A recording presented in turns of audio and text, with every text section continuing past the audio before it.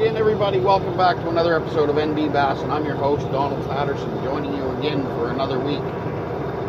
Before we continue, as always, thanks go out to Fish Bum Outfitters, Carrot Sticks Rods, Southern Yankee Baits, War Dog Lures, Northern Michigan Outfitters, Hooked on Canadian Angling, and as always, most importantly, my wife and my son.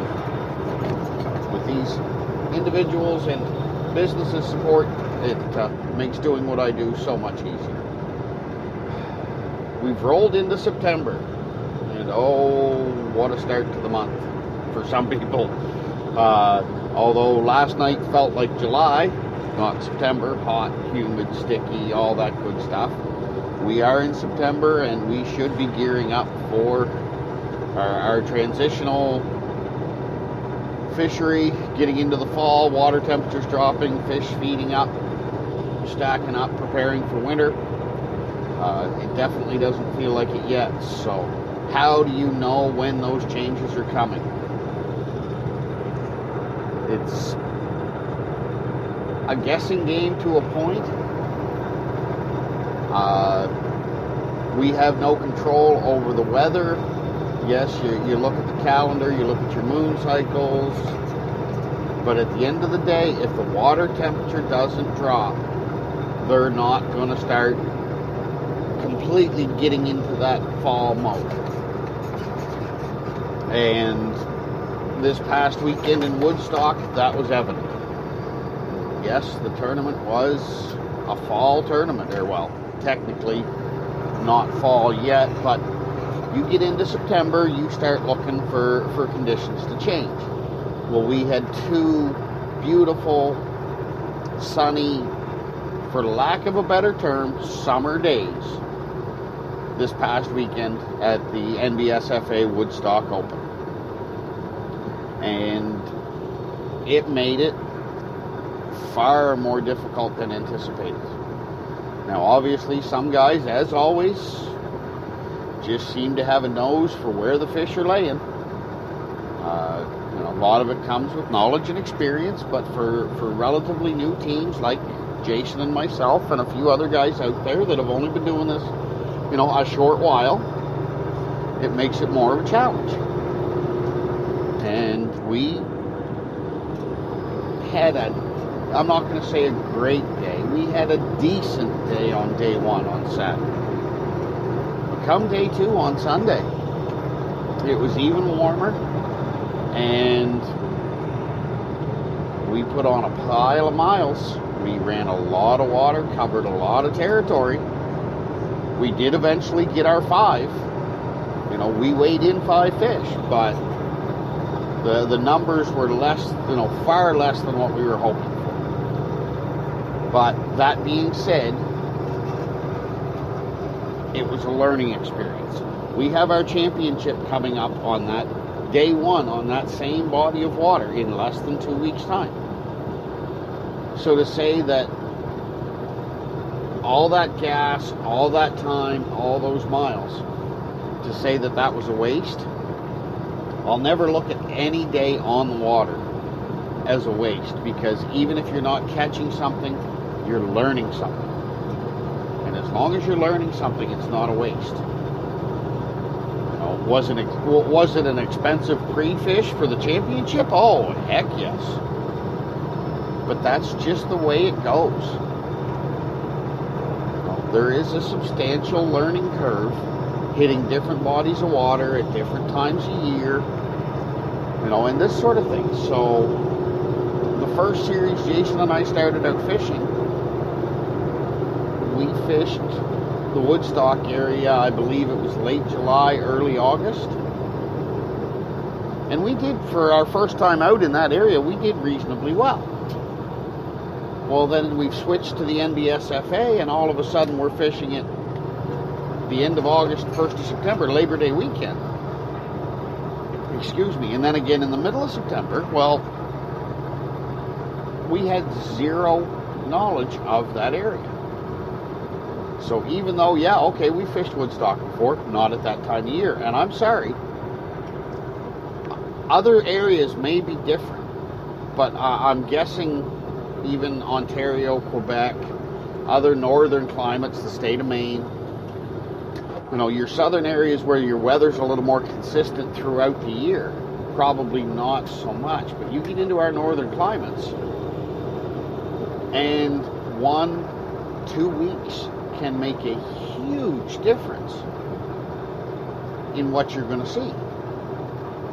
So just because you have fished a spot before, if you look at the calendar and say, oh, well, yeah, I fished there last year the first week of August, and now I'm here the first week of September, doesn't mean you're going to see the same thing. It's a completely different ballgame. So how do you wrap your head around that? Time on the water. TOW, that's tow. Time on water. That's the only cure for this. And I realized this past week that there's definitely a gap in my arsenal. There's a particular bait, and I'm not going to get into specifics right now because we do have the championship coming up, and I'm going to be working on a few things between now and then, and I quite honestly, I can't completely tip my hat as to what I'm going to be working on, what Jason's going to be working on. But one of the biggest chores we have as anglers is recognizing our own shortfalls.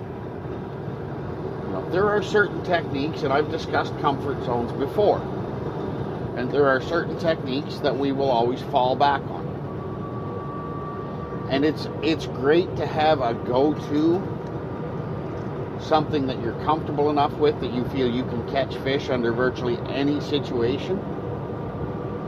But no matter how solid your quote-unquote go-to is, there's nothing guaranteed. Because there are times when even your go-to bait is not going to catch fish. So you need to have as big a variety of weapons at your disposal as absolutely possible. And I realized this past week, and I knew it before, but our weaknesses were seriously exposed this past weekend. Because after having some conversations with other anglers, off the water on the weekend, we realized that one particular technique for a lot of boats was landing a lot of fish. Which means there's fish that we were probably missing because this is a technique we're not comfortable with. We haven't spent enough time playing with it and working on it. So even though I'm not going to get into telling everybody what it is, it's just that's really not the important part. The important part is that we've recognized it, and we now have, less than 2 weeks now, but from the time of the event, we basically have 2 weeks to do something about it. So what's my intention? Unfortunately, I have to work for a living, like just about everybody else out there. But my intention this weekend is to hit the water and work on this technique, work on using this particular style of bait, and get myself comfortable with it.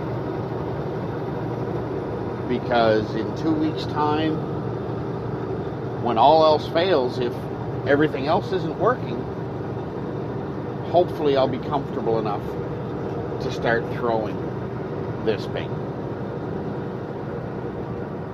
And the hard part in a lot of cases, and YouTube, there's so much information online now, there's some great tools out there to help you, but one of the hard parts you'll run into is, and this is me personally, I don't want to just haphazardly start throwing a bait, not really knowing what I'm supposed to be doing with it.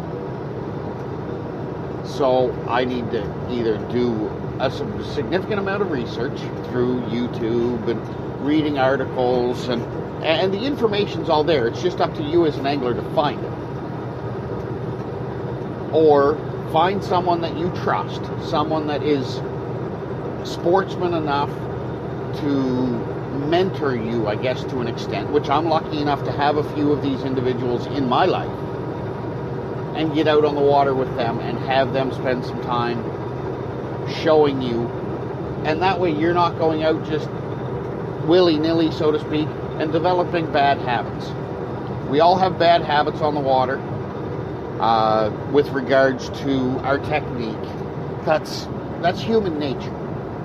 You know, we're thick-skulled, we're stubborn. We wouldn't be doing what we're doing if we didn't have at least a little bit of a stubborn streak to us. Because most people who aren't stubborn don't have the patience to do what we do. But have someone give you concrete fundamentals with a new technique, a new bait. And that way you can be confident when you hit the water with that product, with that bait, that you're going to give it the most effective presentation possible. You're going to put it in front of the fish, in the strike zone, in the most effective manner possible. Because if you don't know how to properly work that bait, you just start throwing it. Well, do I bring it back fast? Do I bring it back slow? Do I bring it back somewhere in between? Should I be throwing this, if it's a soft plastic, should I be throwing it weighted? Should I be throwing it weightless? If you don't know these things, then what you could just be doing is wasting time. Yes, you may generate the occasional strike. But when you're in the middle of a tournament, the occasional strike is not what you're looking for. You want something that it's either A, going to get bit and bit quick, or B, okay, it's not getting bit, so time to change it up again. Maybe same bait, different color, or maybe change styles altogether. But you need to know how to effectively present that bait to the fish. So either find that person you trust, that mentor for you, or get on YouTube, get on websites like Wired to Fish, bassresource.com. Even the BASS and FLW websites have blogs from some of the pros. Do some research, do some digging, find out what it is, where it is, and how you need to present it. And fill out those holes in your arsenal. Don't sit in your comfort zone. As a friend of mine put to me on the weekend, take 2 rods, tie on whatever bait it is you're weak with or new to, leave everything else at home. Leave your comfort zone. Leave that stuff at home. Just take out what you need to work on. And you'll have no choice but to get yourself comfortable with it. Yeah, it's probably going to make for a frustrating day on the water, at least the first part of that day. But at the end of the day, if you come off the water comfortable with what you're throwing, then you just added another weapon to your arsenal, and you just made yourself a better overall angler. So, and at the end of the day, that's what it's all about, is making yourself better at what you do. We're almost out of time for this segment, folks. I will do part 2 either later today or first thing tomorrow morning, depending on how my day goes. I have a couple other topics that I'm tossing around that I want to discuss. I just haven't decided which one I'm going to jump on for today. Before we go, just a reminder, all our regular episodes are up on YouTube. I delete them off of Spreaker after a period of time, but they are still available on YouTube. So go search for NB Bassin on YouTube, and you will find our shows there. If you've missed anything, all the way back to episode 1 when this joyride began. Once again, thanks go out to Fish Bum Outfitters, Carrot Sticks Rods, Southern Yankee Baits, War Dog Lures, Northern Michigan Outfitters, Hooked on Canadian Angling, my wife, my son, my awesome tournament partner, and all my friends that have helped along the way. Ladies and gentlemen, set those hooks, keep those lines tight.